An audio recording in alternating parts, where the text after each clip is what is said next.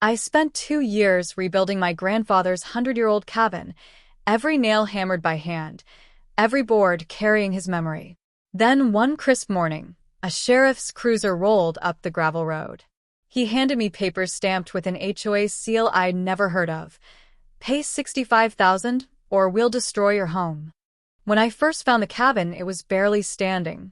The roof sagged, windows shattered, and vines crawled through broken floorboards. But it was my grandfather's home, the place where he'd carved our family initials into the porch railing back in 1922. I couldn't let it rot away. Every weekend, I drove up the mountain with tools, timber, and faith. The smell of cedar, the sound of hammering, the satisfaction of sanding century-old wood. It became my world. I mixed my own putty, restored the stone chimney, and hand-stained every beam until the walls glowed like amber. By the time I was done, the cabin looked like something out of a history book, strong, simple, perfect. Every corner carried memory. The spot where Grandpa smoked his pipe, the kitchen where Grandma baked bread, the window where I'd watched rain as a kid. I thought I'd finally finished the hard part. Turns out, the real storm was only beginning. That morning was quiet, too quiet. Then came the knock. Not a friendly neighbor's tap, but the firm, deliberate rhythm of authority. When I opened the door, a uniformed sheriff stood there, boots dusted with gravel, envelope in hand. "Noah Grant?" he asked. I nodded. He handed me official papers stamped with a gold seal that looked government-issued. Notice of payment due. Pine Ridge Homeowners Association. My stomach dropped. I'd never heard of any HOA near here. The letter demanded $65,000 in community development fees. Failure to pay within 7 days would allow demolition of unsafe property to maintain neighborhood standards. Demolition? My cabin wasn't even inside a neighborhood. The sheriff only shrugged. "Just delivering paperwork, sir." Then he drove off, leaving tire tracks in the dust and a pit forming in my chest. 20 minutes later, my phone rang.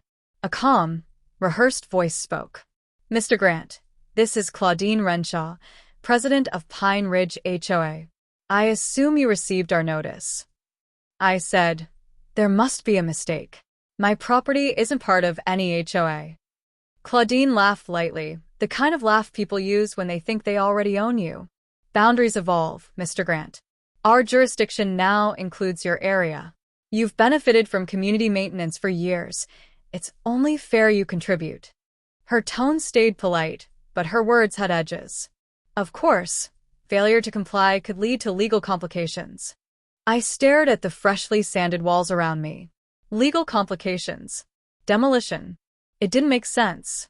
When she hung up, I stood there in silence, realizing this wasn't about fees. Someone wanted my land. The next morning, I drove straight to the county records office. The fluorescent lights buzzed above stacks of yellowed maps and metal file drawers. A tired clerk barely looked up when I said, "I need to see boundary maps for Pine Ridge." She sighed. "You're not the first to ask." She rolled out an old survey map from 1975, the original Pine Ridge borders. My cabin sat miles outside of it. Then she pulled up the new digital version. I froze. The border now stretched right over my land like a creeping shadow. "Who approved these changes?" I asked. She frowned. They were uploaded as administrative updates. No hearings. No signatures. Someone had quietly redrawn history, digitally annexing properties that never belonged to them. As I left the office, clutching copies of both maps, one thought kept echoing. If they could fake a border, what else could they fake? A name the clerk mentioned kept repeating in my mind. Helen Moritz, retired county archivist. She'd signed the original HOA maps decades ago. Helen lived in a small craftsman house, surrounded by flowers. When I told her what was happening, her expression shifted from confusion to guilt. "I remember Claudine," she said quietly. 5 years ago, she asked me to verify some old maps. Said she needed my signature to sync them digitally. I didn't know she was using them to expand HOA boundaries. Helen led me to a dusty cabinet and pulled out a stack of old surveyor notes, hand-drawn, with her late husband's initials on every page. "These are the real borders," she said. "Your cabin's a mile outside Pine Ridge." Her voice trembled. I helped her do this without knowing. I told her the truth. "You didn't help her. You're going to help me stop her." That night, rain hammered the roof when headlights cut through the storm. A man stepped out, mid-40s, soaked coat, tired eyes. "My name's Grant Lewis," he said. "I used to work for Claudine. I built the system she's using against you." He showed me a tablet full of spreadsheets and scanned documents. "She hired me to evaluate infrastructure needs. But she falsified my reports, added non-existent costs, inflated maintenance data. That's how she justifies her fees." He looked me in the eye. "She's not just after your cabin. She's after every inherited property she can grab." I realized then this wasn't personal, it was systematic. And I wasn't alone anymore. Grant, Helen, and I formed an uneasy alliance. We gathered proof, original maps, forged emails, financial ledgers. A local attorney agreed to represent us.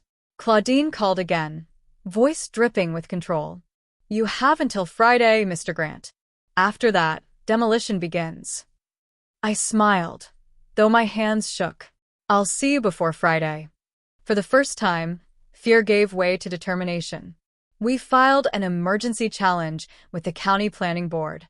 A hearing was set for Thursday evening, one day before her deadline. Every night, we practiced our presentation. Evidence spread across my cabin's kitchen table like battle plans. I kept glancing at the porch Grandpa built and whispered, "We're not losing this place." The courthouse overflowed with reporters, families, and neighbors. Word had spread fast. Pine Ridge HOA was on trial. Claudine arrived first, dressed in gray silk, confidence radiating. She smiled as if this were a formality. When she took the podium, her presentation looked flawless. Charts, aerial images, glowing reviews. She spoke of community growth and heritage preservation. She even showed photos of my cabin, calling it a restored asset that benefits the district. Then our turn came. Helen's trembling hands unrolled the original 1975 maps, yellowed but unbroken. "These are the true boundaries," she said into the microphone. Claudine Renshaw tricked me into signing false corrections. Gasps filled the room. Grant followed, showing side-by-side data comparisons, Claudine's doctored assessments versus the real county records. "These numbers were manipulated to inflate costs," he said. The room shifted, momentum ours. Finally, I spoke. "This cabin isn't just wood and nails. It's history. And someone tried to erase it for profit." When the committee chair adjourned, her tone was sharp. "All HOA authority is suspended pending investigation." Claudine's smile vanished. For the first time, she looked afraid. 10 days later, the call came. The committee's decision was unanimous. Pine Ridge HOA had no authority over my land. All their boundary expansions were declared fraudulent.